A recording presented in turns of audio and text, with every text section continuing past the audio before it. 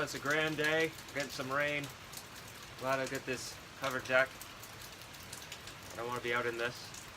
We definitely need the rain. It's nice to get it in the fall before snow. Kind of bring things back a little bit. It's been kind of dry for the last part of the summer, but this rain is definitely helping. It's supposed to rain for a couple days. Anyway, I've got a bunch of apples that I want to turn into sauce. Nice rainy day like this, I can be out underneath the deck. First step is to get the water heating, and then we'll get set up. I've got about an hour before I have to start work, just drop the kids off at school.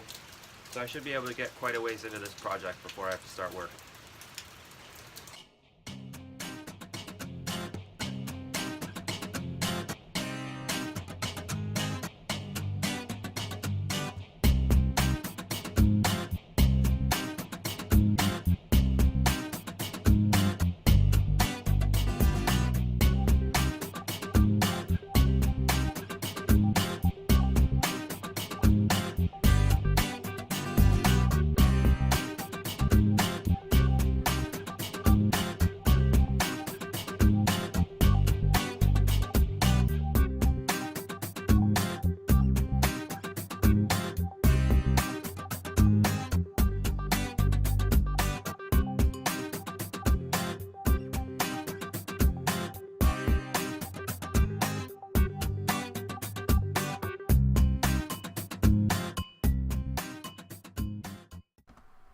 I'm pretty particular about my applesauce.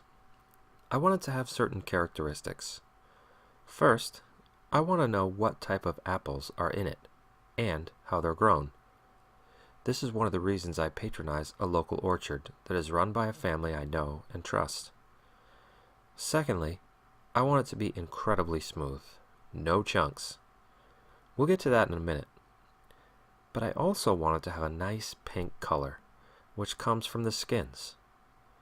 This also means that I need to set my apple corer to keep the peels on as it decores the fruit. It also means I need to prevent the apples from browning as the flesh is exposed to air. That's why I use lemon juice. I fill one of my large bowls with lemon juice infused water, and the other with just water. As I core the apples, I place them in the lemon juice water. Then, just before I cook them, I give them a quick rinse in fresh water. I'm willing to admit this last step is probably overkill. But, like I said, I'm particular about my applesauce. I don't want to taste the lemon juice once it's served its purpose.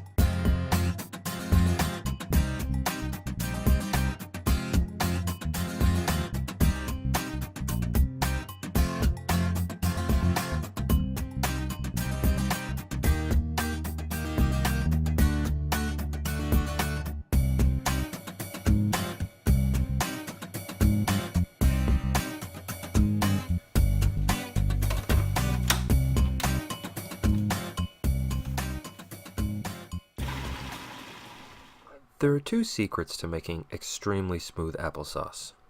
The first is blend forever. When you think you're done, blend for at least another 2 minutes. The second, and this is the big one, is to add some of the water from your boil. This is like adding olive oil to the basil when you're making pesto. It allows the food processor to work more efficiently. It also returns some of the flavor to the apples. Don't add too much water, or you'll get layers when you can the sauce. You'll just need to experiment if you've never done this before.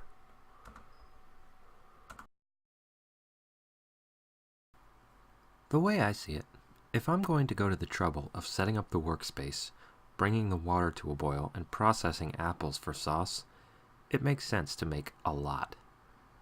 When I make applesauce, I typically use all of the large storage containers we have to hold the different batches, because you can only fit so much into a home-scale model food processor. This means I need to combine all of those batches and mix them together until the composition is homogeneous enough to form a single uniform batch. Before I process the sauce in a water bath canner, I add a bit more cinnamon and honey, or maple syrup if that's what I happen to have. Here again, it's important to mix thoroughly from the bottom to the top, so your flavor profile is the same in every can of sauce.